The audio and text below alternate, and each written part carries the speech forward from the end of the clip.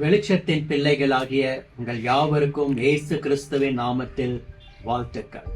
இந்த அழகான தோட்டம் கோத்தகிரி என்கிற ஒரு பகுதியிலே அமைந்திருக்கிறது.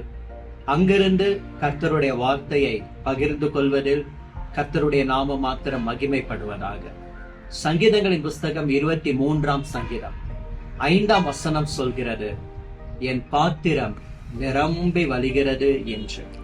இன்றைக்கும் பிரியமானவர்களே, கர்த்தர் நிரப்புகிறவர். அவருடைய குணம் நிரப்புகிற குணம். எரேமியா 23 அதிகாரம் 24 வசனம் சொல்கிறது, நான் வானத்தையும் பூமியையும் நிரப்புகிறவர் அல்லவோ என்று கர்த்தர் சொல்லுகிறாராம். அவ்வளவு பெரிய வானத்தை நிரப்பினவர், இவ்வளவு பெரிய பூமியை நிரப்பினவர் உங்களுடைய வாழ்க்கையை, உங்கள் குடும்பத்தை, உங்கள் தொழிலை நிரப்புவது அவருக்கு லேசான காரியம்.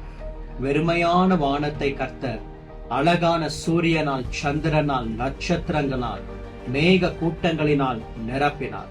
வெறுமையான இந்த பூமியை இப்படிப்பட்ட அழகான தோட்டங்களினால், மலர்களினால், பூக்களினாலும், ஆகாய விரிவுகளையும் பூமியையும் ஆண்டவர் எவ்வளவு அழகாய் நிரப்பி வைத்திருக்கிறார். உங்களுடைய வாழ்க்கையை நிரப்ப மாட்டாரா? வெறுமையை நிரப்புகிறவர். இன்றைக்கும் உங்கள் பாத்திரம் வெறுமையாய் காணப்படலாம். அந்த வெறுமையை நிரப்ப கர்த்தர் உங்களோடு கூட ஒரு உடன்படிக்கை பண்ணுவார். அவர் பேசிக் கொண்டிருக்கிறார், உன் பாத்திரம் நிரம்பி வழிய போகிறது.